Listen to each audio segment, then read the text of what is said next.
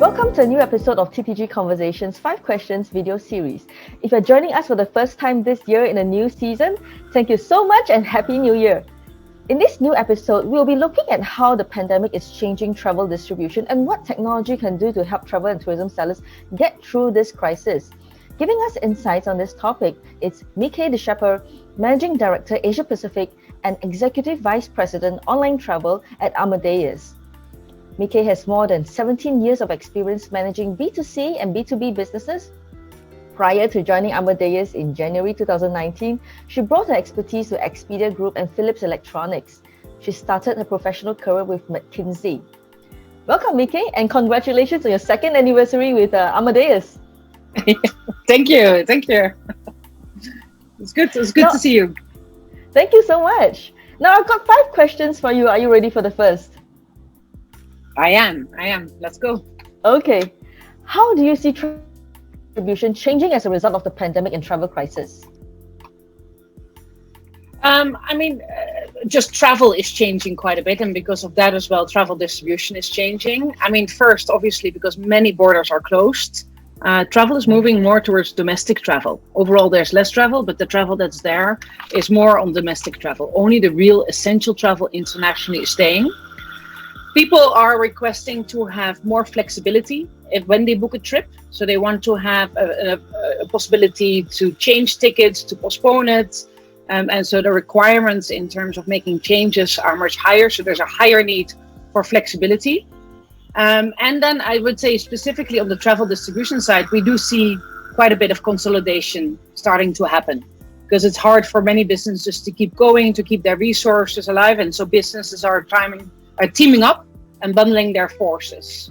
So really kind of those 3 things: domestic travel, more flexibility requirements, and really consolidation in the industry. Mm-hmm. Okay. Do you think these are challenges for the seller and the buyers? And what would the specific challenges be as a result of these changes? For the sellers or the buyers? Yeah, so sellers and both, buyers. For both, yeah. On both sides. Yeah, I would say it is putting a lot of strain on the business on both sides, both on suppliers and buyers. There's much less travel, so you have to do with much less business. Now, we do see that requires some adaptations in the way you've been running your business. First, you really have to choose about what you're going to be doing. So even more than ever, you have to focus on only what you can do, those things that you're best at, and for the rest, team up with other people and partner. And outsource. Find people who can help you to do certain things that perhaps they can do better or in a more efficient way, because your resources typically are a little bit more restricted. So you have to really about choosing who you focus on and what you want to get done at this time. We also see that you need to be able to, businesses need to be more flexible. Before there was much more international travel, now there's more domestic. You have to be creative, you have to be flexible to adapt to the needs that's there. And you see that, for example, a lot of hotels have been doing that by offering staycations, even daycations, and even adapting on the audience that's there. Now, suddenly hotels have many more families staying because they're doing staycations, so you have to have different activities. Kids want to have a different type of breakfast. So you have to be flexible, adapt to the demand that's there, and quickly attune your business to where there are opportunities. And then there's not a lot of sense in looking too much backwards and saying, okay, how it used to be and what it was. The important part is about looking forward and trying to see how do you adapt yourself, how do you get ready for when business comes back, and be more forward thinking. Nobody really knows how it's going to go. It's very hard to plan or budget. So don't spend time on making budgets or trying to compare things to how they were. The most important thing is looking forward and being flexible with that. Good points, good advice for anybody actually. How can technology help travel and tourism sellers overcome the current challenges in the marketplace? Yeah, at the moment it's of course challenging that there's a lot of, there's a lot of pent-up demand from travelers who want to travel, but not that much to offer and then not that many options to travel. So what we see as important at this moment, as especially a lot of capacity was taken out. So many flights that were on the schedule, they're not there anymore. So what we've seen for those people who want to travel, it's much harder to find any connections or to find what schedules are available. So there's much more demand to be able to find combinations that perhaps are not so traditional. So one of the technologies that we really see as a higher need is different type of search technology, and we call that virtual interlining. And we've been rolling it out. There's other players in the market as well, but we really see that as an important part to be able to provide those connections that are a bit less traditional, but they're going to be essential for people to find opportunities and options to travel. Then, especially as we've seen all those cancellations coming through and last year, and again throughout the year, because there's still a lot of bookings and then cancellations because people have to change their plans because new restrictions are put in place. So automation of your backend and your servicing is absolutely essential. I think a lot of people were caught off guard as those volumes were much larger than any time before, and they stay like that. So automating that process for people to be able to make the changes, so you don't all the time have to have your call center on the phone to make those changes, but also to be able to capture any funds that you can use later to be able to apply that. So if you every time have to use an agent to kind of make that work, it's a lot of effort. So automation is the second one. And then because people are doing much more, are much more online, they're doing e-commerce, people are getting much more comfortable to do online transactions. Now, of course, there was already quite a bit of online travel booking, but we see that shifting even more. And so for any travel agent, even if your base is around servicing, you need to kind of have a digital interface and also be able to connect with your travelers in a digital way, either to communicate or to share, to give them options.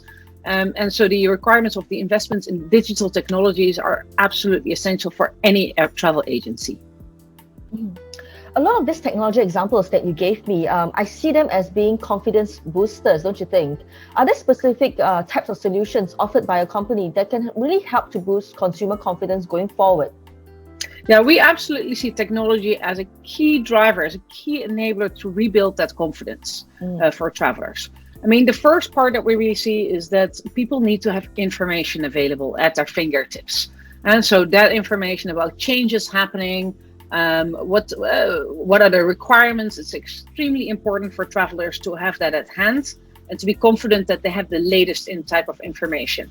So that's information that can be provided typically to mobile interfaces and for people to have notifications as they actually are doing that travel. Then one of the other things from the research that we've done, what is very important for people to have some confidence, is to have contactless payments. Because people feel uncomfortable exchanging money or exchanging cards, so they want to do contactless payments. And the last thing that's important is really to use technology to enable people to see how busy it is somewhere, to see how if there's a crowd somewhere, or because people want to avoid bigger crowds and make sure that they are socially distancing. So the technology can enable to provide that information either at an airport, and so that making sure that you can keep space. And last but not least is really also the touchless technology in terms of checking in, recognizing your going through passport control, going through boarding, more and more technology that enables you to go through that airport and airline experience without having to have too much physical interaction with people at the airport. Okay, great. Mieke, I'm going to take your advice and keep looking forward. So can you tell me some of the top predictions Amadeus researchers have for 2021? For 2021, I mean, it's still 2021 is going to be still a bit of a hard one to get, because I think there's still a lot of uncertainty how quickly the vaccine will be rolled out and how effective it will be, and there's new strains coming up, so it's hard to really predict what it looks like. I think what we can say is that it's very important to restore that traveler confidence, and the only way we can do that is by working together as an industry.